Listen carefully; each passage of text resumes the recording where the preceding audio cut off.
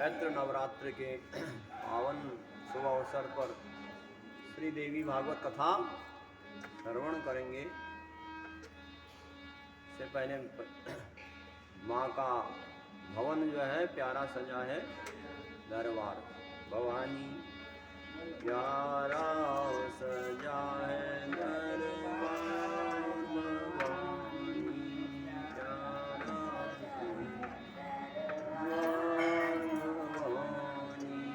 भक्तों की लगी है कथा भवानी, भक्तों की लगी है कथा भवानी प्यारा सजा है दरबार भवानी।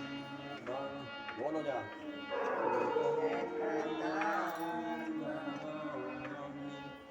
ऊंचे पर्वत भवन निराला,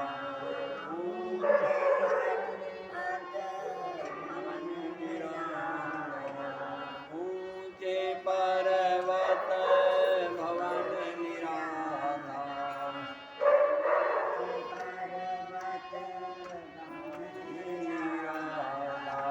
शीस नवावे संसार भवानी, शीस नवावे संसार भवानी प्यारा सजा है दरबार भवानी, प्यारा सजा भवानी जगमग जगमग ज्योत जगे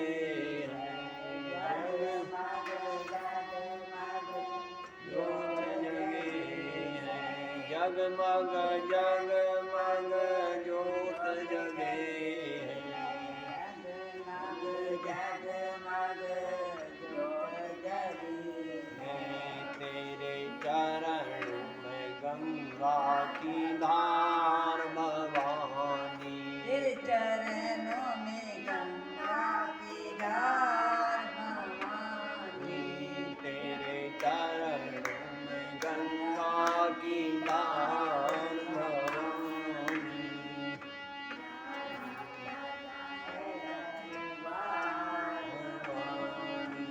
भक्तों की लगी है कतार भवानी, भक्तों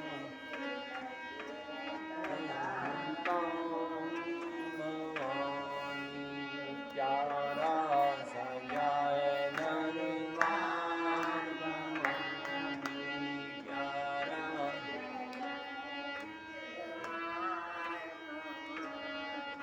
लाल चुनरिया लाल लाल चूड़ा, लाल चुनरिया लाल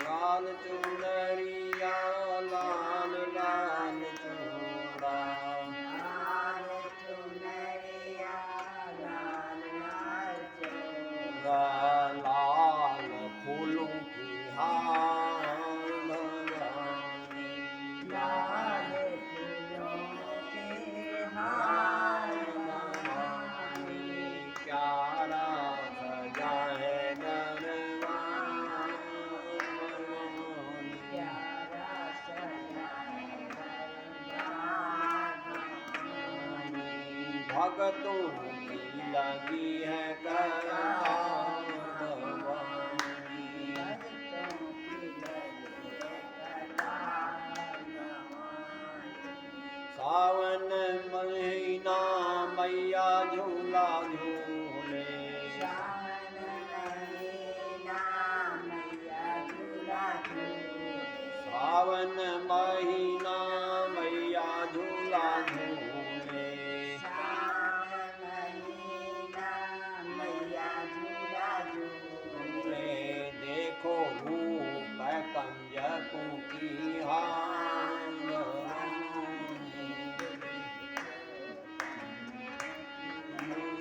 भवानी, प्यारा सजा है दरबार भवानी। बोलो माता भगतों की लगी है कतार भवानी। पल में भरती झोली खाली, पल में भरती झोली खाली। पल में भरती झोली खाली। रहती झोली खाली। तेरे खुले दया के भंडार भवानी। ये खुले भंडार भवानी। भगतों की लगी है कतार भवानी।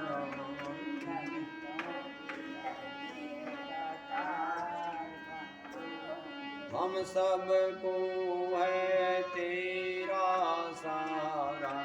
हम सबको मैया तेरा सहारा। हम सबको है तेरा सहारा। हम सबको है तेरा सहारा। कर दे सरल का बेड़ा पार भवानी।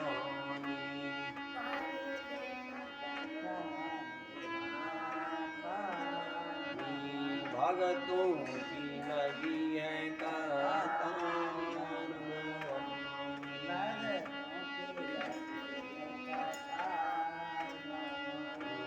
प्यारा सजा है दरबार भवानी।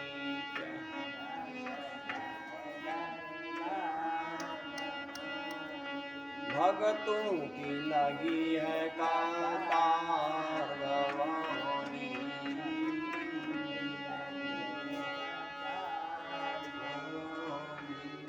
जय जगदम्बा भवानी की जय। सचिया जोता वाली माता तेरी सदा ही है। जगदिया जोता वाली माता तेरी सदा। परीक्षित के जन्मेजय के पिता परीक्षित के काटने पर जन्मेजय ने अम्बा यज्ञ किया था। तो अम्बा यज्ञ की जो चर्चा है, पूछा गया कि वो अम्बा कौन है, कहाँ से उत्पन्न हुई, कैसे उत्पन्न हुई, क्या उसके गुण हैं। और परीक्षित ने जो अम्बा यज्ञ किया था वह यज्ञ कैसे किया जाता है, उसका यज्ञ का स्वरूप क्या होता है, इसलिए यज्ञ का विधान विधिवत बताइए। और उत्पत्ति के बारे में, ब्रह्मा की उत्पत्ति के बारे में पूछा गया। पहले जन्मेजय कहते हैं कि आज तक तो ब्रह्मा विष्णु और शिव की महिमा सुनी थी, लेकिन जो ब्रह्मा संसार की सृष्टि करते हैं और भगवान विष्णु उसका पालन करते हैं और शंकर जी संहार करते हैं, ये तीन देवताओं के बारे में सुना था। हे पाराशर पुत्र व्यास जी, ये तीनों जो देवता हैं स्वतंत्र हैं या परतंत्र हैं।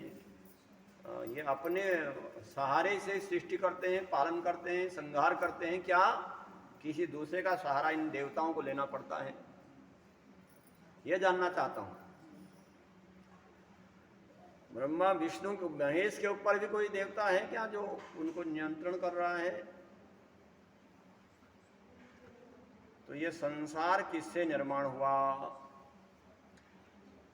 तो ये ब्रह्मादि देवताओं की उत्पत्ति कैसे हुई? पूर्व काल में मैंने इन्हीं प्रश्नों को देव ऋषि नारद जी से पूछा था। उन्होंने जो विस्तार में उत्तर दिया था उसको सुनिए। और कहते हैं, एक समय मैंने गंगा जी के तट पर शांत सर्वज्ञ विद्वानों में श्रेष्ठ नारद मुनि को देखा। उन्हें देखकर के बड़ी प्रसन्नता हुई, तो जाकर के उनके पैरों में गिर पड़ा। जन्मेजय कहते हैं कि मैं नारद जी को देखा तो उनके पैरों में फिर पड़ा और नारद जी को बैठने के लिए आसन दिया। गंगा जी के एकांत में ब्रह्मा जी के पुत्र नारद जी से पूछा कि यह ब्रह्मांड को बनाने वाला कौन है, ये ब्रह्मांड की आयु कितनी है? विस्तार से सुनना चाहता हूँ। व्यास जी कहते हैं कि दुर्गमम प्रसन्नो भारोयम कीर्तो राजम त्वयाधुनः ब्रह्मादीन समुत्पत्ति कस्मादीत महामते। राजन, बड़े विकट प्रश्न है। संसार को बनाने वाला कौन है? देवताओं की उत्पत्ति कहाँ से हुई? तो ये बड़ा विकट प्रश्न पूछे गए। और तो नारद जी ने से जब पूछा गया कि निर्माणकर्ता कौन है ब्रह्मांड का, कुछ लोगों ने शंकर को बताया, कुछ लोगों ने विष्णु भगवान को बताया, किसी ने जो है ब्रह्मा जी को उत्पत्ति करने वाला बताया। और तो इस प्रकार से कोई एक देवता के बारे में बता नहीं पा रहे थे देवता लोग। कोई कह रहे थे कि इंद्र ही सर्वश्रेष्ठ है, कोई गणपति के उपासक होते हैं, वो गणपति को बड़ा मानते हैं, कोई ब्रह्मा के उपासक होते हैं, ब्रह्मा को बड़ा मानते हैं, विष्णु के उपासक विष्णु को। तो सब कहते हैं कि हमारा देवता बहुत बड़ा है। और कोई सांकरी, ब्राह्मी, वैष्णवी, बाराही, नारसिंगी, अद्भुत महालक्ष्मी को मानते हैं। तो ये तो कुछ लोग कहते हैं कि ब्रह्मांड में ईश्वर कोई नहीं है। तो इस प्रकार की प्रश्न बहुत किए हैं। तो कहते हैं कि इस प्रकार से मैंने कहा, हे पिताजी, ये ब्रह्मांड कैसे उत्पन्न हुआ, तो किसका स्मरण करूं, क्योंकि किसकी पूजा करूं, कहां जाऊं जब इतने देवताओं को बता दिया है? किसकी अर्चना करूं, किसकी स्तुति करूं, किस देवताओं को मैं जानता नहीं। हे सत्यवती पुत्र व्यास जी, मैंने इन विकट प्रश्नों को सुनकर के ब्रह्मा जी ने कहा, पुत्र तुम्हारे प्रश्नों का उत्तर क्या दूं? साक्षात विष्णु भगवान भी इसके उत्तर नहीं दे सकते। संसार में लिप्त कोई ऐसा प्राणी नहीं है जो इस बात को जानता है। कहते हैं कि पूर्व काल में जब सारा स्थावर जंगम प्राणी सब नष्ट हो गए, सारे संसार ही नष्ट हो गया, संसार में जल ही जल भर गया, पृथ्वी नाम की चीज नहीं रह गई। और उस समय सूर्य चंद्रमा पर्वत को नहीं दिखाई पड़ते थे। तो उसी समय ब्रह्मा जी कहते हैं, मैं चुपचाप बैठ गया एक किनारे पर। एक कमल का डंडी थी, कमल का फूल, जो कमल की डंडी थी, उसके किनारे पर चुपचाप मैंने बैठा और सोचा। ब्रह्मा जी कहते हैं, जब सारा संसार में जल ही जल था, कि यह समुद्र जल में किससे उत्पन्न हुआ है? यह जल से भरा हुआ है, और इसकी जड़ कहाँ लगी हुई है? कमल की। कौन इसको बनाने वाला है? किसके सहारे रह रहा है कमल? कौन प्रभु है इसका? ये तो जल का टिकने आधार पर टिका हो, यह जमीन ही नहीं है। और कीचड़ में कमल खिलता है, तो कीचड़ कहाँ से आएगा जब जमीन नहीं है? तो ये कमल कहाँ से उत्पन्न हुआ? ब्रह्मा जी सोचने लगे कि आज मैं इसको देखूंगा कि ये कहाँ से उत्पन्न हुआ, नीचे जड़ कहाँ है इसकी। तो इसलिए पद्मास्यम पंक मूलम पंकजस्य च भविष्य धरा तत्र मूलम नात्र संशय हो। तो ब्रह्मा जी के मन में हुआ कि आज तो देख के रहूंगा, और जहाँ भूमि होगी वहाँ पता करके आऊंगा। तो ब्रह्मा जी कहते हैं कि मैं जल के नीचे उतरा, 1000 वर्षों तक भूमि की खोज करते रहा कि कहाँ पर कमल का जड़ कहाँ पर है।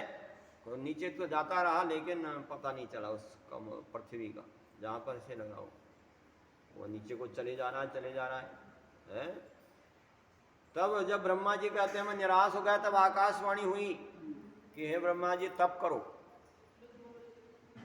तब तुमको कुछ प्राप्त होगा। तो ब्रह्मा जी कहते हैं तब मैं वापस आ गया वहीं पर जहाँ से गया था, और 1000 वर्ष तक वहाँ कमल पर बैठा ही तब करता रहा।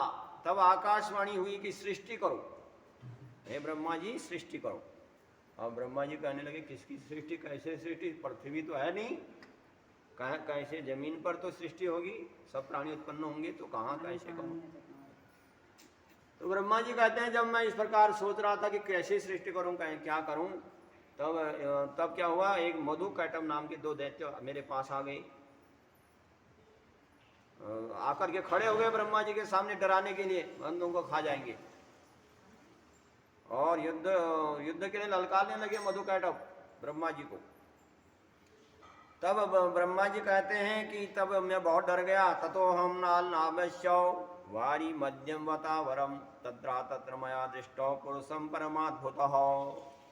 अब मैं तो डर गया उन मधुकैटभ को देख करके, और तदंतर कमल की डंडी पकड़ करके जल से नीचे उतरा, तो नीचे डर के मारे मधुकैटभ नीचे गया जल के नीचे, तो एक पुरुष बैठा देखा मैंने नीचे, जो श्याम वर्ण का था, उसकी 4 भुजाएं थी, पीला वस्त्र धारण किए हुए था, शेष सैया पर शयन कर रहा था पृथ्वी जल में।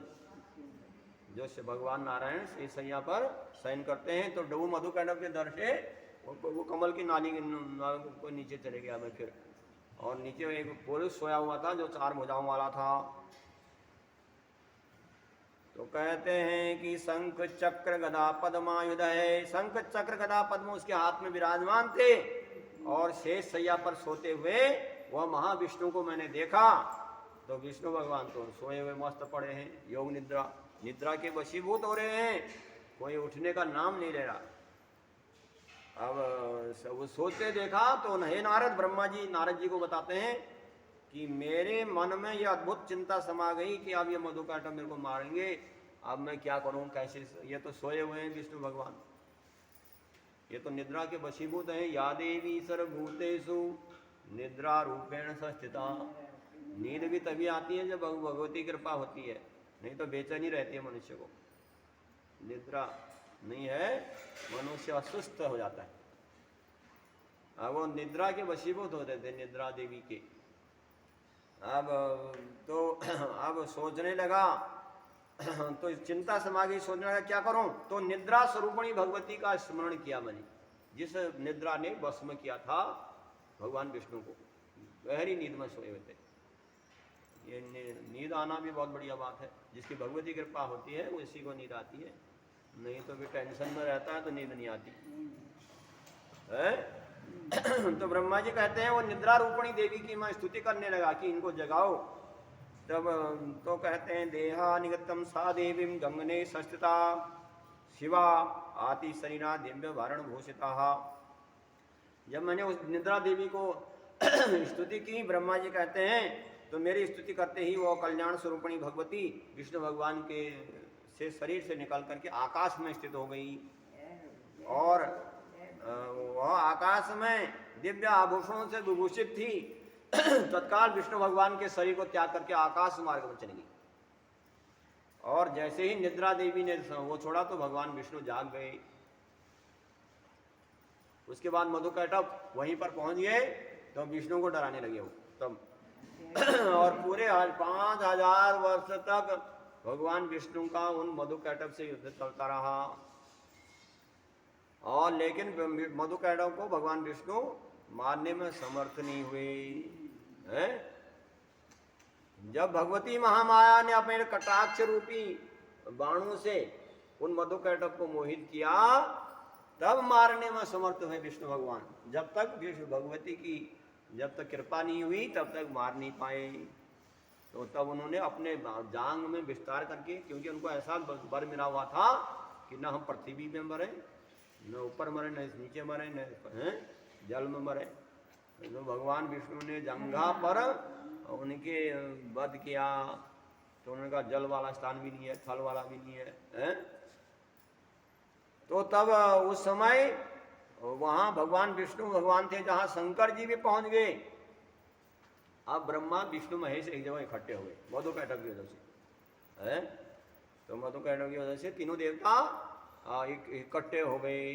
तो कहते हैं त्रिभी संवीक्षा स्मेवी खस्ता देवी मनोहरा। आप कहते हैं कि ब्रह्मा जी कहते हैं हम 3 देवता एक ही जगह पर थे, तो वहां पर आकाश मंडल में स्वच्छ मनोहर देवी को देखा हमने। आकाश मंडल में जो विराजमान थी देवी, उसको देखा हम ब्रह्मा विष्णु महेश ने, और हम लोगों ने उनकी स्तुति की तीनों ने, और अपनी जो है अपनी पवित्र पावन कृपा दृष्टि निहार करके प्रसन्न करने के बाद वह बोली देवी ने कहा, हे ब्रह्मा विष्णु महेश, आप लोग अपना अपना काम करिए। देवी ने तीनों देवताओं को आज्ञा दी कि आप अपना अपना काम करिए। कहा कि कृपालोकनम कृत्वा पावनम बुदिता नवः। तो कहने लगे आप अपना काम करिए। आप तीनों तो ब्रह्मा सृष्टि करते हैं और विष्णु पालन और संहार, शंकर जी का, तीनों अपना कार्य करिए। और क्योंकि हमने मधुकैटभ जो तुम डरे हुए थे उसको मार दिया, देवी कहने लगी। तो ब्रह्मा जी से कहा कि आप 4 प्रकार के प्राणी उत्पन्न करिए, पिंडज, अंडज, स्वेदज और गर्भ। 4 प्रकार के प्राणी उत्पन्न होते हैं संसार में। कोई अंडे से उत्पन्न हो रहा है, कोई पृथ्वी फाड़, उद्भिज जो पृथ्वी फाड़ करके उत्पन्न हो रहे हैं, कुछ पसीने से उत्पन्न हो रहे हैं, कुछ गर्भ से उत्पन्न हो रहे हैं। तो ब्रह्मा जी को देवी की आज्ञा हुई कि तुम 4 प्रकार के प्राणी सृष्टि करो। तो ब्रह्मा जी बोले कि भगवती का वह सुंदर सुखदायी मधुर वचन सुन करके कहा, मैंने कहा तीनों ने हमने कि माता हम लोगों के पास शक्ति नहीं है। हम तो शक्ति, जब तक वो शक्ति नहीं है शरीर में, मनुष्य कहता है कि आप शरीर में शक्ति नहीं रही। पहले जवानी में हम क्या करते थे, तो वो शक्ति जब वो देवी शक्ति जब चली जाती है तो मनुष्य कुछ नहीं कर पाता। तो कहने लगे तीनों देवता हम पर वो शक्ति नहीं है सृष्टि पालन करने की। और फिर दूसरा ब्रह्मा जी कहने लगे पृथ्वी में तो जल है नहीं, पृथ्वी तो है नहीं, तो जल ही जल भरा है, कहाँ सृष्टि करूं।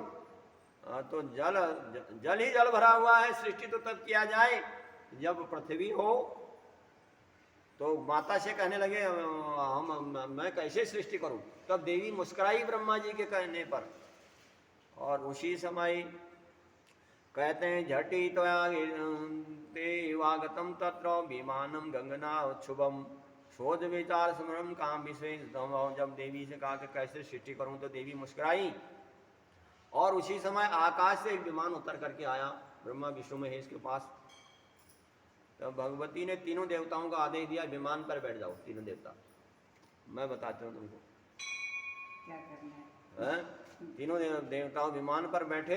ब्रह्मा जी कहते हैं नारद जी से कि हे मैं तुमको अपना अद्भुत स्वरूप दिखाऊंगी, देवी ने कहा। तो उन्होंने 3 देवताओं ने कहा अच्छा माता हम बैठते हैं। और बैठ करके विमान पर बैठ गए ब्रह्मा विष्णु महेश।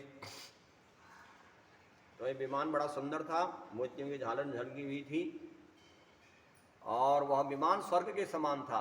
तो ब्रह्मा जी कहते हैं हम तीनों देवता उस पर बैठ गए और बैठ के भगवती अपनी शक्ति से विमान को चलाने लगी आकाश में।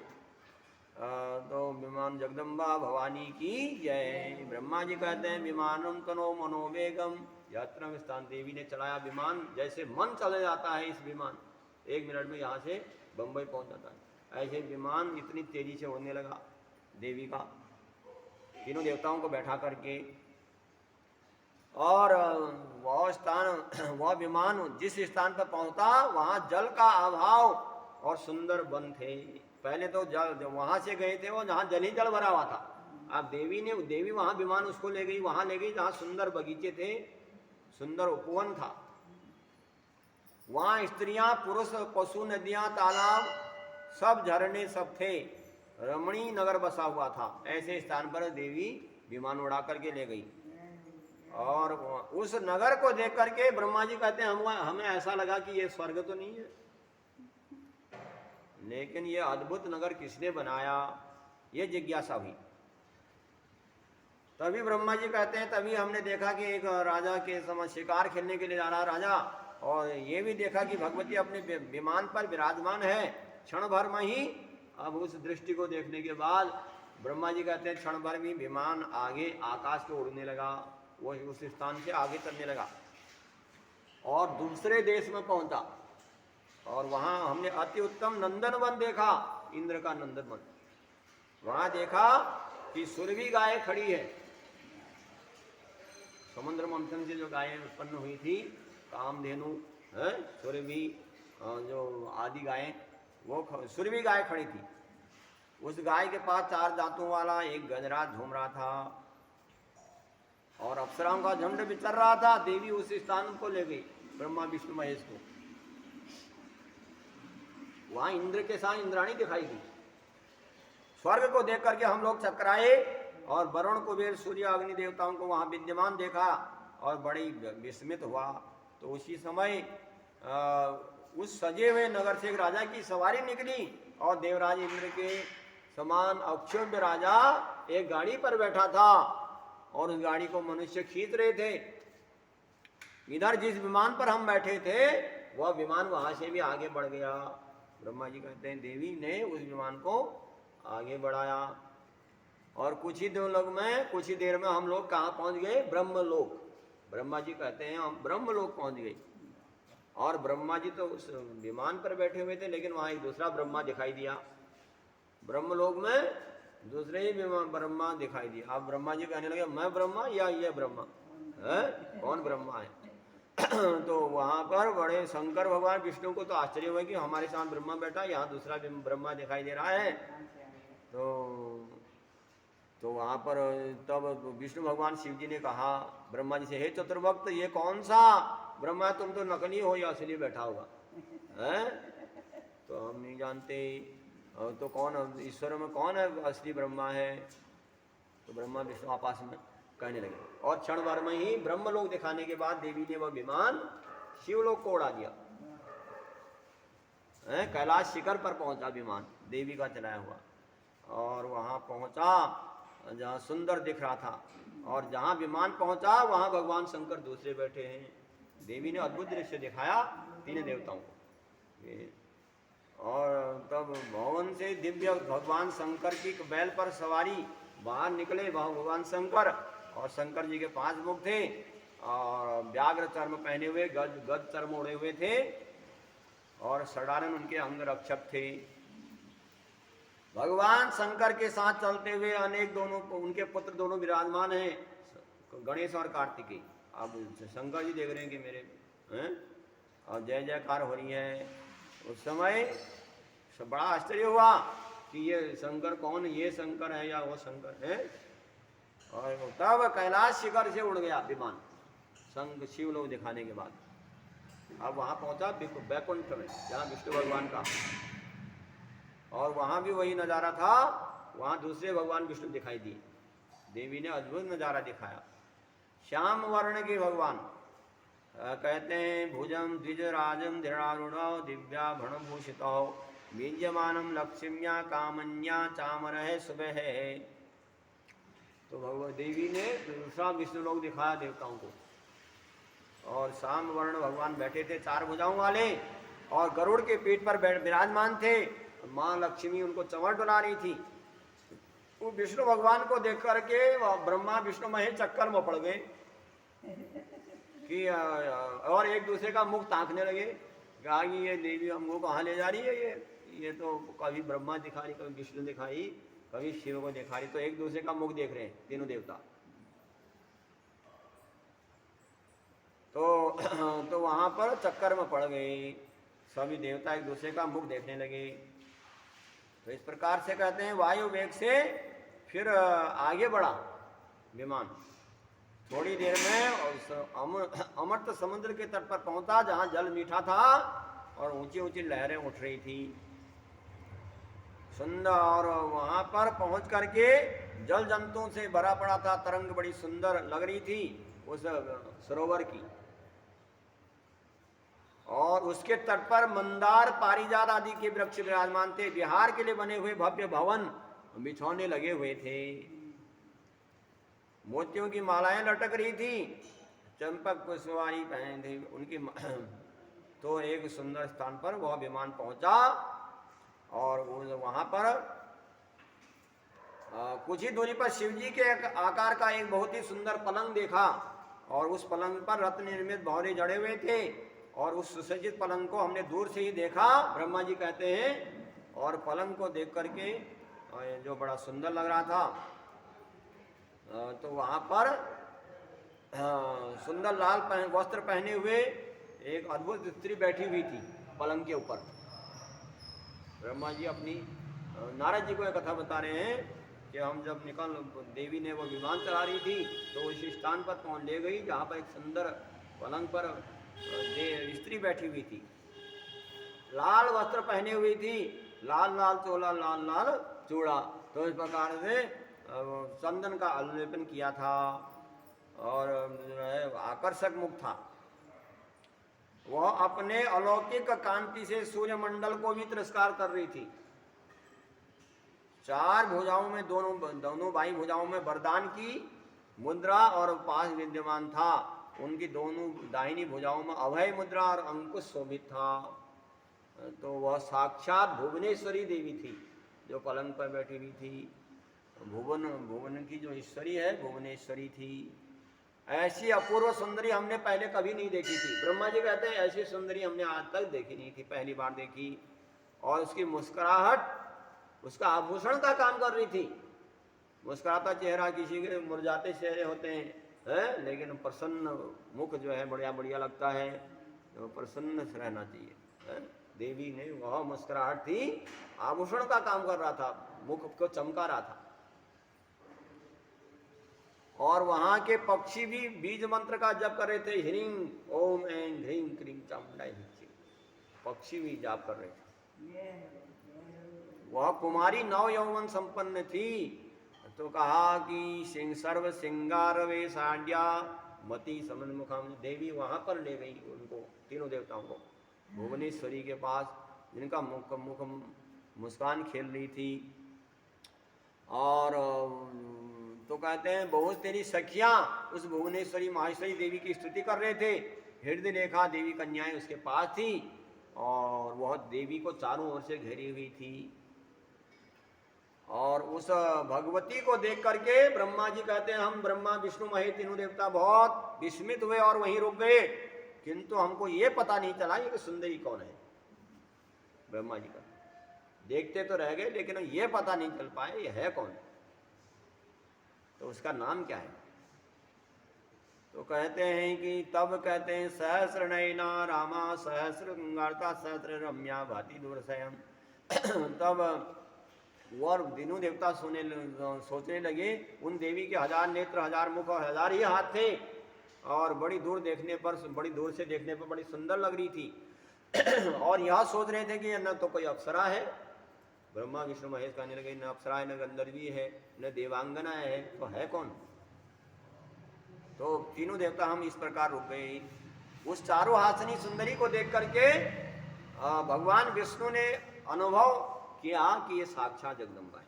मन में अनुभव किया कि ये कोई स्त्री नहीं, कोई अप्सरा नहीं, कोई मानवी नहीं, ये तो जगदम्बा है। और तो तब उन्होंने हमें बताया कि हमें तीनों को उत्पन्न करने वाली यही देवी है, यही माता है। और इस मन की बात को कोई नहीं जान सकता। ये भगवती योग मार्ग से जानी जा सकती है। ये परमात्मा है, ये इच्छा नित्या है, नित्य स्वरूपणी है। ये देवी विश्वेश्वरी शिवा अल्प भाग्य वाले लोगों के द्वारा आराधित नहीं होगी। जो कम भाग्य वाले बुद्धिहीन लोग हैं उनके द्वारा उनकी आराधना इस देवी की नहीं हो सकती। तो ये संसार को अपने आत्मसात कर लेती। इसी समय तो कहते हैं इस समय सर्वबीजमयी भवानी के रूप में विराजमान है। भगवान विष्णु कहने लगे दोनों से, देखिए शरीर में चंदन लगाया हुआ है, ऐसा मालूम होता है कि पूर्व काल में हम तीनों देवताओं ने बड़ी तपस्या की होगी तभी इस देवी का दर्शन हमको हुआ। तो ये जगदम्बा के दर्शन ऐसे नहीं मिला करते, ये जब दर्शन तो उसी को होते हैं जिसने पूर्व जन्म में भी तपस्या की होगी देवी की। और हम देवताओं ने, तीनों देवताओं ने इसकी तपस्या की होगी, इसलिए आज हमको ये देवी ने दर्शन दिए, जगदम्बा ने। तो ब्रह्मा विष्णु महेश कहने लगे हम लोग धन्य हो गए क्योंकि हमको दर्शन प्राप्त हो गए देवी के। ऐसा मालूम होता है हमने बड़ी तपस्या की है। ये देवी भगवती शिव का दर्शन नहीं पा सकते, ये मूल प्रकृति है। और शिवा ही भवानी है। जो देवी है वही भवानी के रूप में है, वही लक्ष्मी के रूप में है। लक्ष्मी आदि देव वही, उसकी बराबरी भगवती की तुलना कोई देवता नहीं कर सकते। ये सुंदरी है जिन्हें हमने महासागर में देखा था। बाल्यावस्था में प्रसन्नता पूर्वक जिसने झूला झुला रही थी हमको, उस समय मैं एक बरगद के पत्ते पर लेटा था। तो भगवान विष्णु कहने लगे ये देवी वही है जो हमको पलंग मेरे को झुला रही थी। मैं एक बरगद के पत्ते पर लेटा हुआ था, बटस्य पत्रस्य पुटे शयानम है, और मेरे पत्ता मेरे लिए एक पलंग का काम दे रहा था। और मैं अपना पैर अंगूठा मुख में चूस रहा था, पैर के अंगूठे को, बच्चा तो चूसता है। और अति रिक्त, तो उस समय मेरे सारे अंग कोमल थे। तो बट तब ये देवी हमको मेरे को लोरियां सुना रही थी और मेरे को बालक को झुला रही थी। अब मेरे को देख करके विष्णु भगवान कहने लगे, पुरानी बात याद आ गई अपने, वस्तुतः तो ये मेरी माता है। इन्हें देखने के बाद मुझे ऐसा ज्ञान हो गया, बताता हूँ। भगवान विष्णु दोनों देवताओं को बताने लगे, ब्रह्मा और शिव को। आप तुमको भी बताता हूँ। ब्रह्मा जी कहते हैं, नारद, भगवान बोले कि चलिए हम लोग इस देवी को प्रणाम करते हैं, तीनों देवता। ब्रह्मा ने, विष्णु भगवान ने कहा, और इनके पास चलें, ये भगवती हमको दर्शन देंगी, वरदान देंगी। दर्शन तो दे ही दिए थे, आप वरदान देंगे हमको, हम इनके पास चलें। तो अगर हमको द्वारपाल रोकेंगे तो हम वहीं भगवती की स्तुति करने लग जाएंगे, तीनों देवता। ब्रह्मा जी कहते हैं, भगवान विष्णु के कहने पर शिव जी बड़े प्रसन्न हो गए और शीघ्र ही उन्होंने चलने के लिए उतावनी हो गई कि हमको जल्दी चलना चाहिए देवी के पास। तो भगवान विष्णु से बहुत अच्छा कह करके तीनों तत्काल विमान से उतर पड़े। जो देवी ने बैठाया था विमान पर, विमान से हम उतर पड़े और देवी के पास जाने के लिए पहुंचे। वह मंद मंद मुस्कुराती हुई महामाया ने हम तीनों को स्त्री बना दिया, ब्रह्मा जी कहते हैं नारद से। और ब्रह्मा विष्णु महेश तीनों को जब देवी की वहां जा रहे थे दर्शन करने के लिए, तो तीनों को स्त्री बना दिया और हम तीनों स्त्रियां बन गई, ब्रह्मा विष्णु महेश। और महामाया के समीप पहुंचे स्त्री रूप में और चरणों के पास देख करके सुंदर अंगों वाली भगवती ने हमको हम तीनों को प्रेम दृष्टि से देखा। तब कहते हैं, प्रणम्यम च महादेवी पुरतम संस्थिता वयम परस्पतम लोक स्त्री रूपा च सर्वभूषणा। तो तब उन महादेवी को प्रणाम करके स्त्री रूपधारी हम तीन देवता, क्योंकि हम तीनों स्त्री बन गए थे, हम तीनों ने स्त्री रूप में देवी को प्रणाम किया और एक दो खड़े हो गए। तो देखते रह गए और वहाँ विद्यमान देवियाँ सुंदर आकृति वाली थी। अब वहाँ देवियों के बीच में जाना तो स्त्री बन के जाना पड़ेगा। भगवान भगवती का पास जाना है तो भगवती का रूप बना के, हैं, लाल साड़ी हो, सुंदर श्रृंगार किया हो। तो जिस देवता से मिलना होता है उसी रूप में जाना पड़ता है। भगवान शंकर का पूजन करने जाओ तो भस्म में लगा के रुद्राक्ष की माला पहन के, हैं। अब देवी के पास जाना है तो देवी का रूप बना के। अब वहाँ पर ये नहीं चलेगा कि ऐसा हो गया वैसा हो गया। तो देवी ने तीनों को स्त्री बनाया और तीनों देवता बगल बगल में खड़े हो गए स्त्री बन करके। तो सभी वहाँ पर उन्होंने देखा। अब देवी ने क्या अद्भुत नजारा दिखाया वहाँ पर ब्रह्मा विष्णु महेश को, उसको भी आप सुनिए। तो भगवती को हम सुनो। उस समय स्थावर जंगात्मक ब्रह्मांड में भगवान विष्णु शिव आयु, हे नारद, तो हमको देवी ने क्या किया, तो कहते हैं बैकुंठ लोक, ब्रह्मा लोक, कैलाश, इन सबको हमने देवी के नाखून रूपी दर्पण में देखा। देवी के जो नाखून थे, पैर के अंगूठा था, वो नाखून वो दर्पण का काम कर रहा था, शीशे का। और उसमें ब्रह्म लोक देवी ने दिखाया, बैकुंठ लोक और शिव लोक को अपने दाएं चरण के अंगूठे में दिखा दिया, उपस्थित देखा। उसी में मुझे जन्म देने वाला वह कमल भी था। ब्रह्मा जी कहते हैं जो कमल के मैं खोज कर रहा था, उसी नाखून उस देवी के दर्पण रूपी नख रूपी दर्पण में दिखाई दिया और मैं कमल के आसन पर बैठा हुआ था। भगवान विष्णु भी उसमें विद्यमान दिखाई पड़े। भगवान ब्रह्मा बोले, इस प्रकार अद्भुत चमत्कार महामाया के नाखून रूपी दर्पण, नख रूपी दर्पण में देख करके चकरा गया, सोचने लगा ये क्या। भगवान विष्णु शंकर मेरी ही तरफ स्मित थे। ब्रह्मा जी कहते हैं हम तीनों देवता बड़े चक्कर में थे। देवी ने जब अद्भुत नज़ारा दिखाने के लिए बोला था, वह नज़ारा दिखा रही थी, वो अद्भुत स्वरूप। अब मान लिया सब ब्रह्मा विष्णु महेश ने, हम तीनों की माता यही है जो हमको उत्पन्न करने वाली है। तो हमको ब्रह्मा कहते हैं कई 100 वर्ष बीत गए और देवियाँ वहाँ हम स्त्री रूप में उन देवियों के साथ रहने लगे। तीनों देवता स्त्री, उनको सख्या मान करके कई 100 वर्ष तक, पूरे 100 वर्ष तक। और हम लोग अपने भावों को देख करके बहुत प्रसन्न थे देवी। एक दिन युवती स्त्री के रूप में प्रणीत विष्णु भगवान जो स्त्री के रूप में थे वह देवी की स्तुति करने लगे। तो भगवान कहते हैं नमो देव्ये प्रकृते विधात्रे कल्याणे कामधे सिद्धे नमो नमः। तो देवी की स्तुति की जा रही है ब्रह्मा विष्णु महेश द्वारा, और हम लोग भी स्तुति करते हुए भगवान देवी को आज की कथा यहीं पर विराजमान देंगे।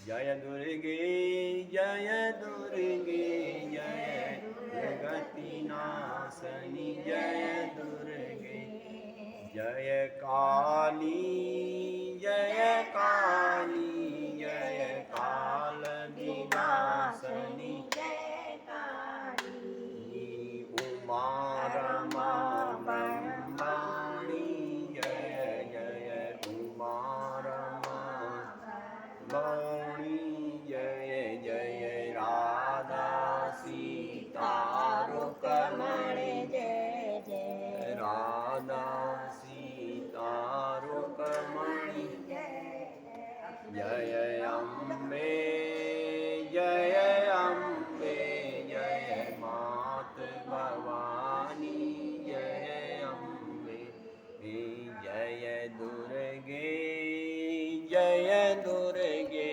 जय दुर्गति शनि जय दुर्गे जय काली जय काली जय कालवी शनि जय काली जय अम्बा ब्रह्माणी जय राधा सीता रुक्मिणी जय अम्बे